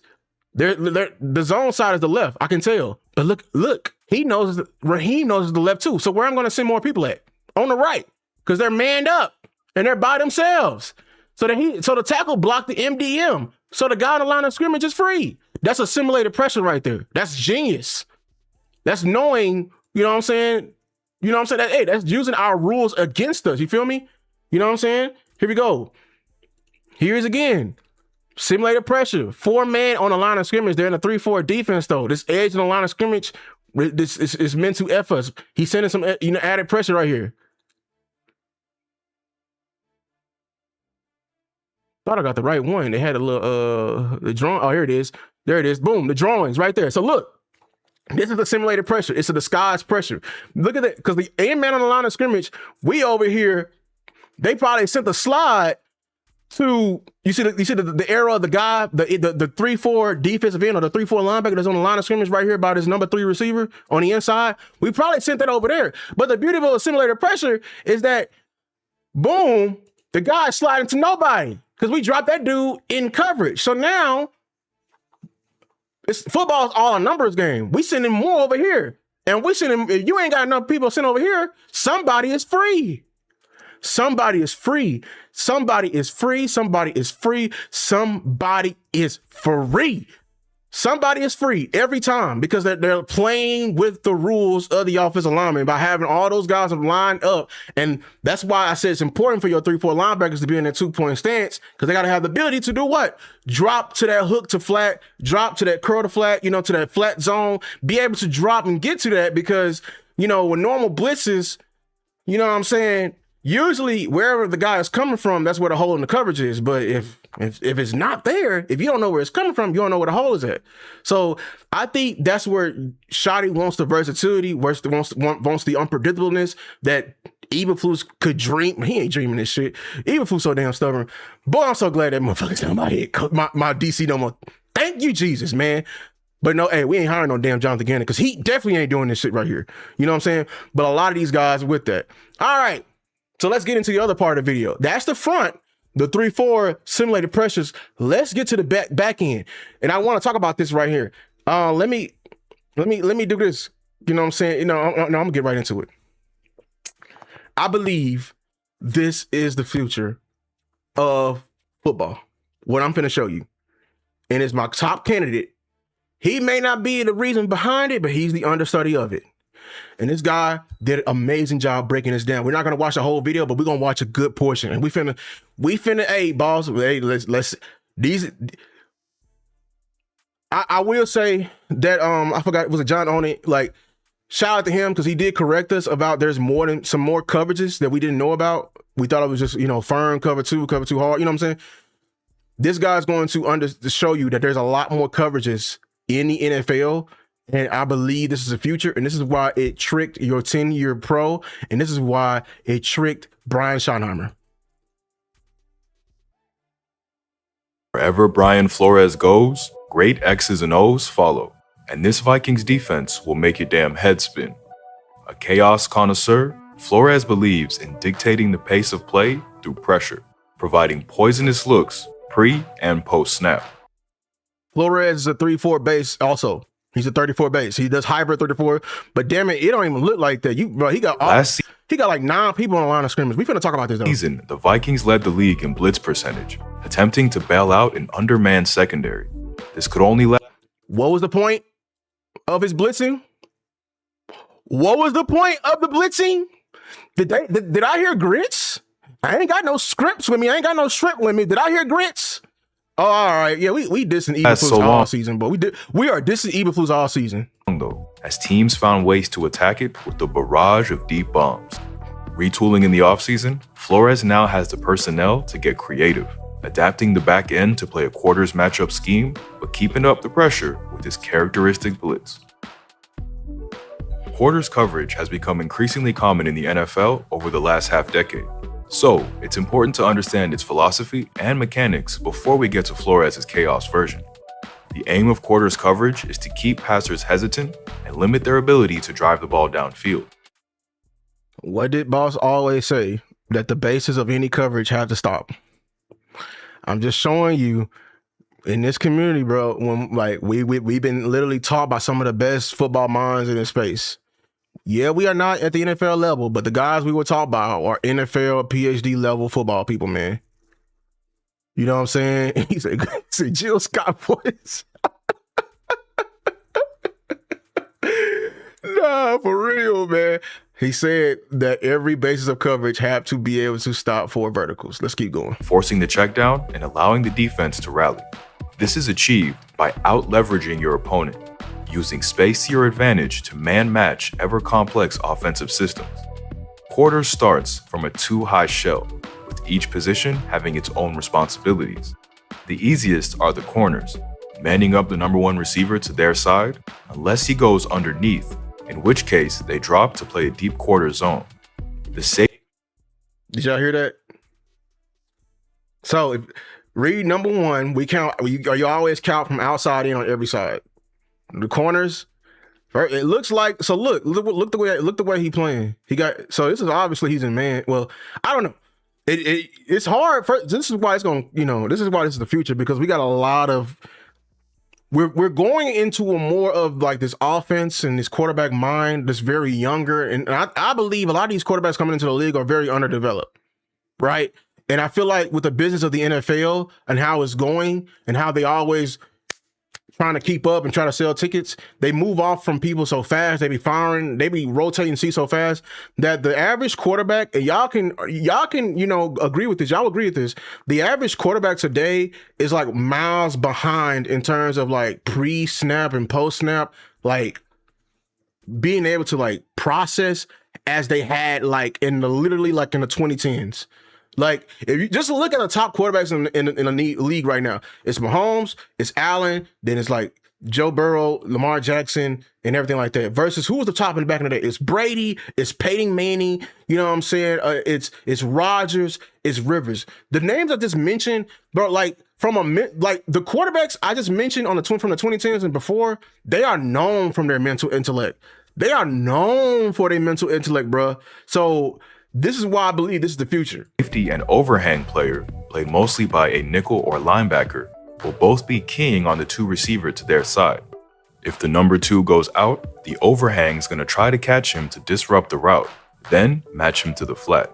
If he goes vertical, he'll again look to bump the release and slow him down, carrying him to the safety who will take him vertical. If he goes inside, he'll try to wall him off before delivering him to the mic and looking for the running back going to the flat. And this is why Durante is my top choice. Because like I understand it, not just because I play. Do you hear all the responsibilities that's going on within this coverage? Do you understand like how in sync they gotta be? To more than one guy had to be in sync based off one read. You know what I'm saying? Honestly, the best way I can best describe this defense that they're trying to run, it's like option routes for defense. I think it's option routes for defense because they got more. It's based off, they're literally running a defense based off what they got, what they're guarding. And it's literally genius. And this is why Durante is my top, because he's the passing game coordinator. He's the one responsible to make sure that the communication and everyone's doing their jobs and not. Did you hear? In an article I read, they said that he made sure to not pack them with too much information at a time. Damn it, I don't understand why now. The safety has the leverage to take the 2 vertical.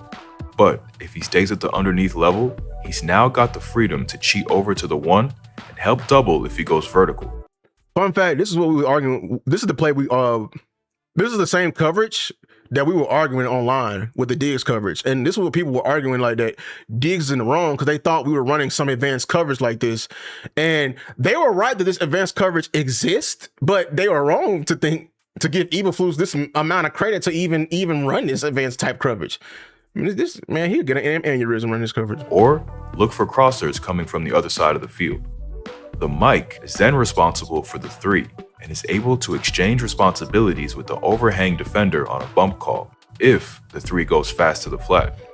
These assignments are then mirrored on the other. Do you hear the linebackers damn near got 3 reads? Other side of the formation. This keeps everything in front of you as a defense, combating deep shots with leverage and creative route concepts with clever pass-offs. But sending just 4 is far too passive for Flores. who wants to create chaos with pressure. And that's the genius of it. The back end of it, it does not work without grits. And that's why everyone wants Flores, because he's unlocked this coverage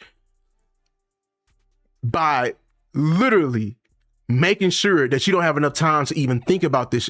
This is why he got us. That's why Dak was like, oh, that zero. They were showing that zero. Bruh. Instead of having someone responsible for the 3, he'll blitz that player, rotating to form 2 triangles of coverage. If you blitz 5, most protection rules will require a back or tight end to stay in, negating the lost defender, and if they don't, well. Y'all know why he wants to blitz? He doesn't care about the number 3. You know why? Because what is the basis of quarters? The whole point of quarters is to do what? To put the giant umbrella up and you to take the check down. You know what I'm saying?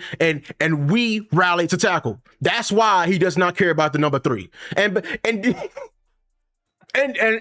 this is why this coverage is genius, because the typical young quarterback they don't even know how to process 3, you know what I'm saying, reads in their execution. A lot of people are doing half reads and then checking it. You know, they don't look. They're rattled by seeing 9 or 8, 6, 7, 8, 9 guys on the line of scrimmage.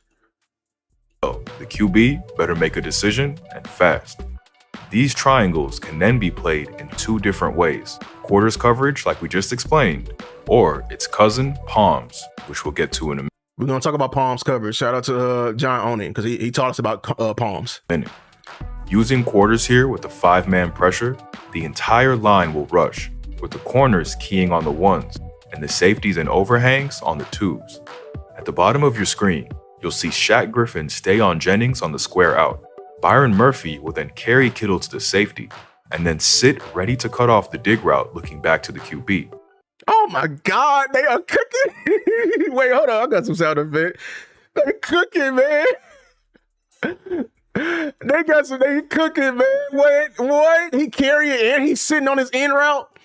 At the top, the Niners run a switch release, which changes the numbers, but the Vikings handle it well. Harrison caps Ayuk and is ready for his deep dig. Gilmore drops to guard the sticks with the 1 staying shallow, and Bennett allows Debo the flat on 3rd and long, dropping to muddy the dig window to Ayuk. There's nothing open for Purdy, and by the time he looks to his check down, the pressure is home. And that's the beauty of it. That's the beauty of it. And that's why Dak couldn't even see this. He was out here seeing ghosts, because on top of all of these things, bro, because I ain't gonna lie, you can, and I'm gonna talk about how you beat this coverage. The key to it is handling what Flores is trying, because Flores, he's like, he said in the beginning of the video, the whole point of it is to hide the DBs. So in order to hide the DBs, you got to handle the trash up front. Now, not counting these players' trash. I'm saying you got to better handle the protection up front. Because I feel like, I ain't gonna lie, a double move would kill this coverage. It will. But the one thing about a double move is what? It takes what? Time. It takes time. And Flores refused to give you time. See, if Eberflus would have had this shit, he would have rushed forward without Micah and said, damn, I guess it's Diggs' fault. He should have got up. It's Diggs' fault. With 5 men with their hands in the dirt, the Niners are forced into big-on-big protection. And if you've watched our Pass Pro video, you know this is deeply susceptible to stunts. What did I say? What did I say? I said man-on-man protection is susceptible to what? Stunts. See, they understand what we're trying to do. They know we're trying to have half of the line is in zone and the other half is in man. So, because the zone side can pick up the stunts. But if nobody is in zone, dog, we are all everybody in this picture right here. Purdy, Juszczyk, I don't know anybody in the offensive line besides Pooney and the left tackle, Trent Williams, are in a panic. And if everybody panicking, we can't think. He takes away your ability to think. He puts you in instinct. He puts you in immediate instinct mode. I think a quarterback with great instincts is the only way to probably literally fry this defense. And honestly, boss, when you have when when you have that creator on here, the Vikings creator, he gonna probably talk about when they got fried. Because I ain't gonna lie, this defense, it's beautiful what we're seeing. It can get fried. This defense can get fried. Because they're literally like, that's why when you look it up, it's called a maze. It's chaos. If somebody can, if somebody who's Bane, you know what I'm saying, from Batman, who said, "Oh, I grew up in chaos," he grew up in chaos. I was born in the dark. You know what I'm saying? You face a real dog at QB, he will carve this shit up, deservedly so. You know what I'm saying? But I'm telling you. Tillery shows great vet smarts to lock the arm of the right guard on his rip move, leaving him unable to release, creating a clean gap for Van Ginkel to stunt into, collapsing the pocket. Yeah, Purdy didn't see shit on it. In Palms coverage, you're looking to create the same triangle as quarters, but with everyone keying on the number 2 receiver. Corner's got his eyes on the 2. Oh yeah, so yeah, that's the difference between the what did they call it earlier? I think the Palms versus what? I'm excited, y'all. But this is the difference between the other coverage. The main difference between the other coverage and Palms is the corners and what they have their eyes on. They have their eyes on number 2. Remember, we're counting from outside in. The widest receiver is number 1, number 2. They have their eyes on the number 2. He's going to explain it. On why is that? Because their whole objective is to cover the number 2, but the safety should get number 1. So they're going to be more. So this Palms coverage is going to fold off into a hard cover 2. You know, Palms versus quarters. Appreciate it, Angry. Yeah, Palms versus quarters. I'm excited. I'm forgetting. 2, not the 1 this time. And if he works outside, he'll clamp down to cover him, protecting the flat and forming a pseudo cover 2. If the 2 goes vertical or inside, he'll get his eyes to the 1 and cover him instead. The inside man on the dog. And they doing this at the NFL level, bruh. Do you know how hard that is? A lot of number 2s are the slot guys. They're fast. You gotta be like, bro, this is why I want Durante. Dog, like this shit doesn't happen overnight. For you to be repping this out, like I'd be confused with this. I'll be standing ready number 2, you know what I'm saying? Waiting for him to, if he's immediately doing a drag, I gotta immediately shift my eyes to number 1. I'm not even looking at number 1. I gotta immediately feel where number 1 is. To be honest, this is coaching. This is nothing but the grace of God and coaching right here. This entire coverage is coaching.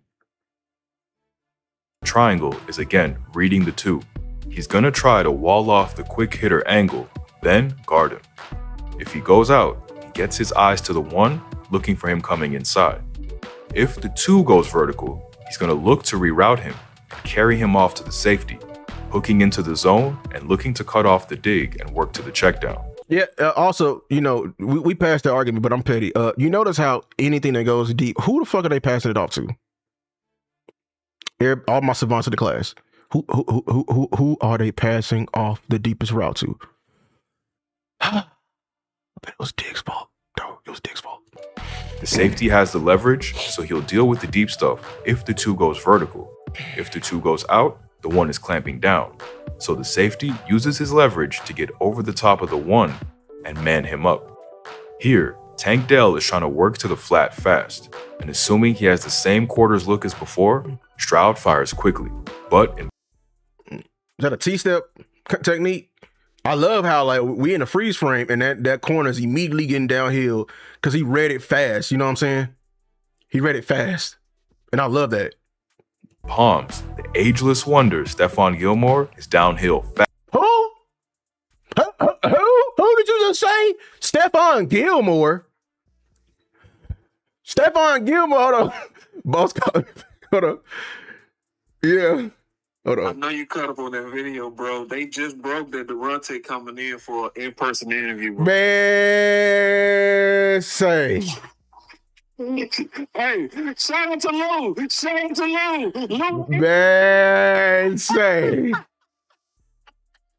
didn't mean to cut off your stream, dog. I just know you was kind of for that video, so I was trying to alert you to it, bro. All right, man. I see it right now.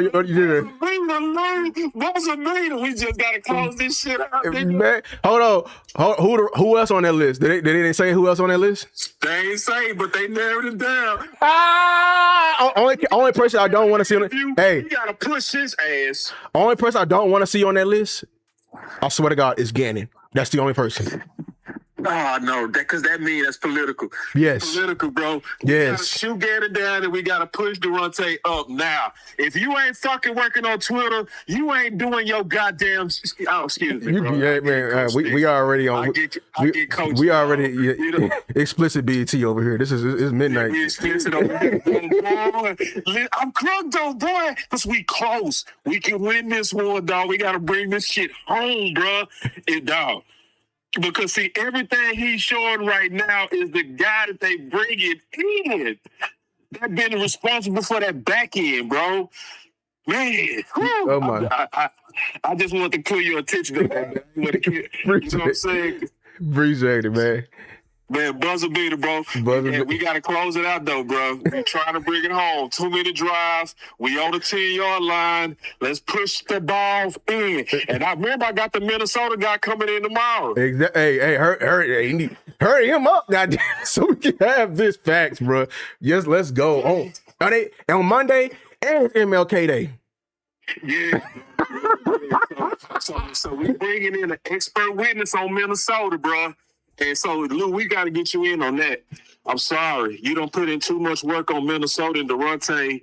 We got to include you in on that some kind of way. Yeah, just let me know. I don't know what your schedule like. I'm sorry, bro. I didn't mean to cut into your stream. Oh, you good, man. You good. Okay, big dog. I'm going to go back to listening. All right. Appreciate it. Okay, all right. Hey, shout out to Angry. He said, yeah, BET uncut. Let's get right back into it, y'all. Pass for the tackle. So you've probably noticed that these coverages look incredibly similar. And that's exactly the point. Hold on. Only do No. You don't get to show the magic behind this shit. Y'all thought that was it with this coverage? Did you know he can split up responsibilities? Yes. There's another wrinkle to this there's another insane wrinkle that this man can do to this coverage. Let's listen. No, you don't get to break the news on this. No, there's another wrinkle. You have to deal with 5 rushers. You have to work out where the 5th rusher is coming from. Then work out if the defense is playing quarters or palms or a mixture of both. Because there ain't nothing stopping you from calling quarters one side and palms on the other. Did you hear what he said? This man can split up the responsibilities.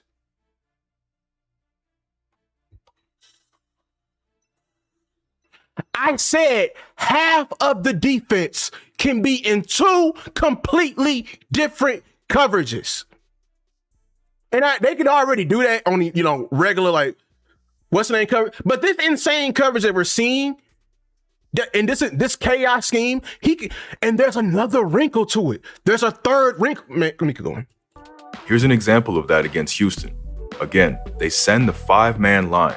And at the bottom of your screen, the triangle will play quarters, and at the top, palms. In the palms triangle, Shaq Griffin scares Stroud away from the flat by getting ready to clamp down on the tight end. He looks to reload to Diggs, but the safety has leverage on anything long, and Josh Metellus has done a great job to keep dropping, getting in the way of the passing window to the deep spot. Moving to the quarter triangles at the bottom, Gilmore gets a good matchup with. No, that's the traditional cover 6, because I know what you're talking about. But cover 6, how you know it's cover 6 is that they'll out personnel the side, if that makes sense. Like, so right now it's like how they call it, like a even alignment. It's 2 and 2. They'll put cover 6. They'll put 3 to one side and 2 to the other. This is still quarters. This is still quarters, because it's still 2 on the roof. We're matching the equal alignment. They're just having 2 complete. See, I told you the difference between what he's doing and the traditional coverage is the responsibilities within the coverage. You know what I'm saying? The regular, you know what I'm saying, chalkboard, I'm gonna call those other ones chalkboard coverages is the traditional drops, you know what I'm saying? Dwayne Morris. Dwayne Morris.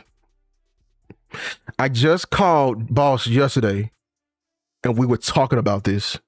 Dwayne Morris.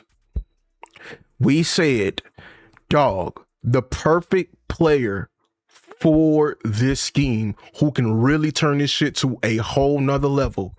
And I know it's unlikely for us, but I'm telling you, if Brian Flores or Durante get that man and they're running the same, if they get that man and running this defense,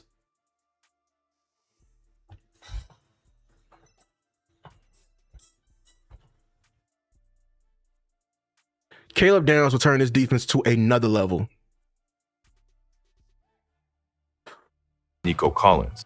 And with the tight end staying in to block, he's got safety help inside and a dropping backer to muddy the dig window.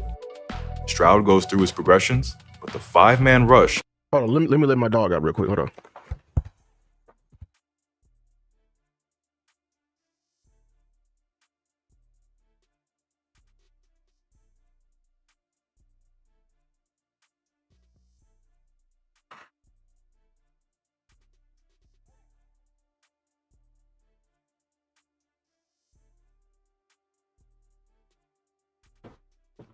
My bad, I had to do that because I'm tired of cleaning up piss and shit.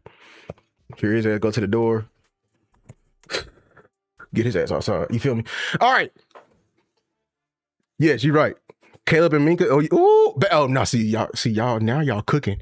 Now y'all trying to build a championship defense. I told you about. Hey, Beige Boss, didn't I tell you stop mentioning good ideas? Didn't I say that? You thought I was playing, man. You thought I was playing. Gets an end mismatched on the tight end, and there's far too much chaos to get this to his check down. Here it is again against the Giants, where it shuts everything down in the red zone. With palms to the top of your screen and quarters to the bottom, Jones has nowhere to go on his initial 2 reads. And when he looks backside, it's equally as muddy. The 5th man in the rush is Pace, the linebacker this time, and Singletary does a really nice job in pass pro. But the alarms go off for Jones when he can't find anything and has to roll out and settle for minimal yards on the sideline. With coverages looking so similar, it's real easy to misread and miss the cheap yards. Here, Purdy thinks he's looking at palms, but it's actually quarters, and he's incredibly lucky this corner route wasn't picked off. And even in a game where he played pretty well, these coverages were making Purdy hesitate, with a masterful play here by the Vikings and a great bit of teaching from Flores. It's a 2x3 alignment with Debo motioning from I, and they've got palms over the 3 and quarters to the backside. Blake Cashman is part of the quarters triangle backside, but with the 2 not releasing and the 1 going long into bracketed coverage, he's free of responsibility, so gets his... Boss, you need to react to this video. I sent you this video because you can go over like the techniques that's being played right here. What he's teaching is the eyes, what they're reading. But there's another aspect of it that people can break down, especially with a secondary background that we're not hitting. But like, I mean, the eyes, where you're supposed to be reading and your drops being smooth, not being rattled in your coverage, even though you got multiple responsibilities and you're covering like a DB, y'all, it's hard, man. It's hard. Both safety, dog, dealing with these receivers, and y'all know like the level of receiver play in this league, man. Oh my God. Eyes to Purdy and looks to cheat the check down. Purdy is a beat late getting to juice, and Cashman flies in front, but can only deflect the ball, sending it pinballing off 3 players before it lands in the midst of Metellus. We've been looking at even split offenses so far. That's 2 players either side of the center. See, now he's going to show you an odd split where they have overload to one side and how they guard it. But these coverages would be short numbers-wise if a team were to use trips or 4-strong formation. Fortunately, Flores has answers there too. You say he has what? He has what? All right. Going back to his quarters roots, he'll use a modified version of poach coverage, locking the corner and man-to-man on the single receiver side. I told you there was another aspect of it. He can man up with this. He can man up with this, man. I'm cheating the safety and backer over to deal with any crossers or vertical routes attacking the half field. Here, Gilmore locks onto Kittle. Cashman has Juice on the crosser, and the triangle has Ayuk and Debo dealt with, leaving Purdy to have to escape a collapsing pocket and just get the yards available. Here it is again against the Niners bunch formation. Gilmore locks to Ayuk on the single side. Harrison and Pace cheat over to play the 3, and a Palms triangle deals with the rest. Purdy looks to get to his check down, but once again, the rush beats him to it. Sending 5 forces big on big blocking, and its weakness to stunt, again, ends the play. Much like basketball, the man setting the pick is the most dangerous, and Cashman's perfectly executed pick leaves him unguarded as both the tackle and guard focus on the stunt.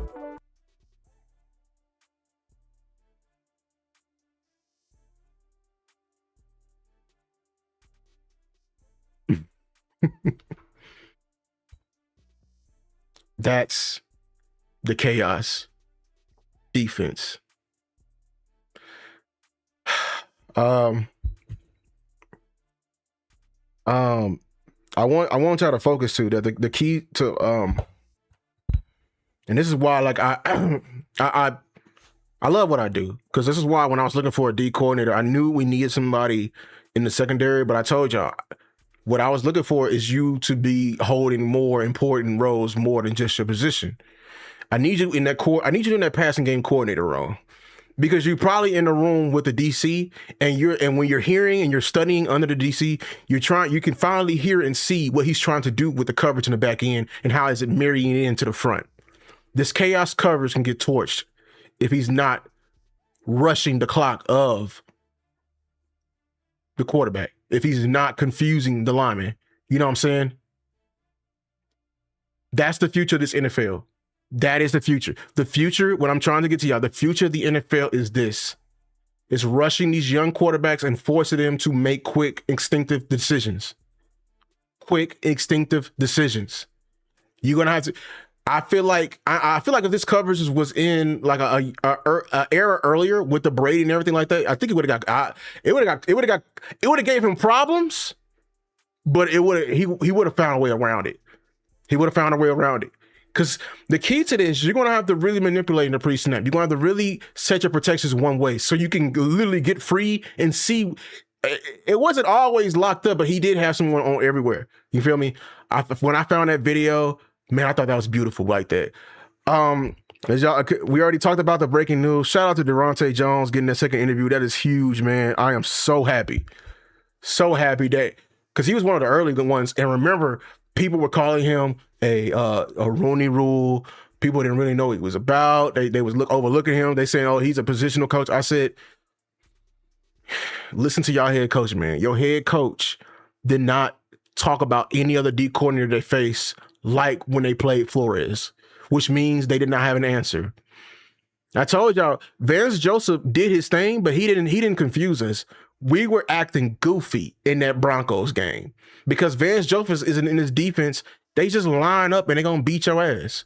And if y'all remember, we were moving the ball on them, bro. We were moving the ball. We were just acting goofy. We got in the red zone like 5 times in that Denver game, and we were just acting goofy. We were just forcing eagle routes and pivot routes to CD, and just we on a 1 yard line, not running it in. GP 1-on-1 with the cornerback 3, and not throwing just a regular, just attempting a fade ball.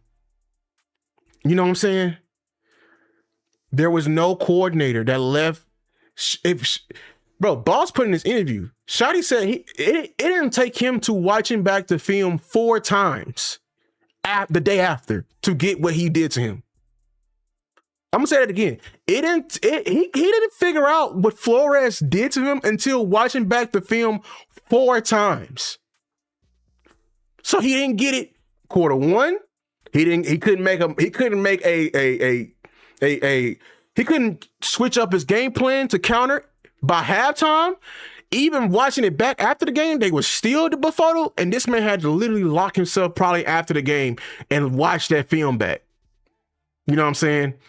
So Yeah, man, it's a lot of great candidates, man.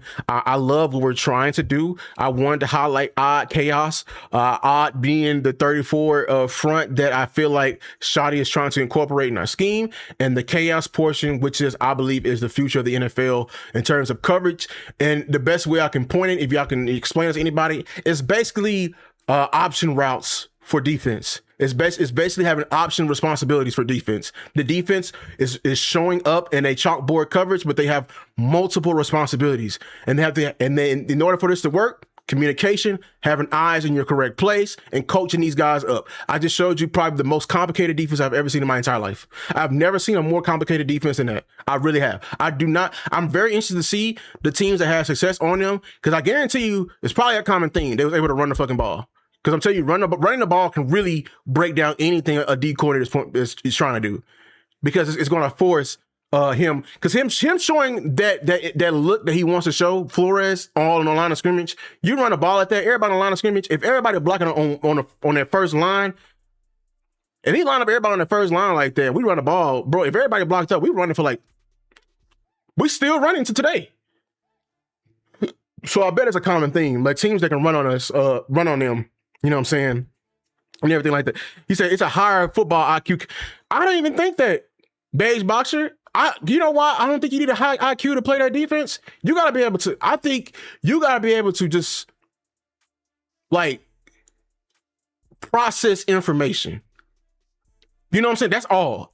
And be very good instinctually and repping it out. Because when we were breaking out with Durante, we told you how he was a former teacher. And he reps it out so you can get it, so you can get the concept. And I feel like because there's only so many route combinations they can do, you watching film, you understand what they're trying to do. So when you feel it, you feel it. It's just literally preparation and just great coaching up on their part by making sure. I think the key to this coverage and doing it is in your eyes. If your eyes is in the right spot, your feet will move correctly. If you are not keying in that quarters coverage as an outside corner on that number one, and not having it in the back of your mind, two things what I need to be looking for. Okay? If he goes out, I'm carrying him. If he goes inside, I'm pushing him and I'm getting back. Like the whole thing is this. If he goes away, I'm pushing to my traditional quarter. You know what I'm saying? If he stays there, you know what I'm saying, stays to my side, I'm basically manned up. But you don't see that unless it's your eyes. And the switch concept shouldn't. When you're in the NFL, you should know when they do a switch concept, okay, the number two becomes the number one, and number one comes, you know what I'm saying? We're in zone coverage. Your eyes should be correctly where they're supposed to be. It's all about eyes, all about communication, and you're going to need some safeties to make this shit work. I ain't gonna lie. Yeah, I appreciate all of y'all from coming through here, man. Man, this is a long stream. How long is this damn stream? We stopped. It's 2 hours. Goddamn. Watch this shit back, man. Great stream. I appreciate y'all. I'm going to try to come to y'all every Friday now. Hopefully I have something to talk about every Friday. But if not, I'm still going to be here, man. Make sure to like, share, subscribe to the content. Follow me on all socials at lou.takes, lou.takes, or everywhere. I'm on Instagram, I'm on TikTok, I'm on Facebook. I'm trying to figure out how to grow on Facebook. I think I need some loyal supporters over there. YouTube, as y'all know, I'm on X a lot. Probably on X every day if you really want to conversate with me on the daily. But I appreciate all of y'all. Draft stuff, I'm still scouting. I'm taking my time because I'm trying to be, it's really hard for me to scout right now because I'm trying to be make sure we get this DC correctly.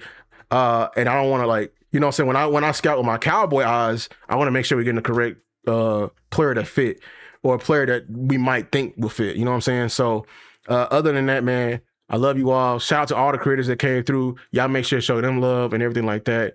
Cowboy Nation, we are going to get through this, but it's going to take all of us. It's going to take us all being serious. You feel me? Until next time. Peace.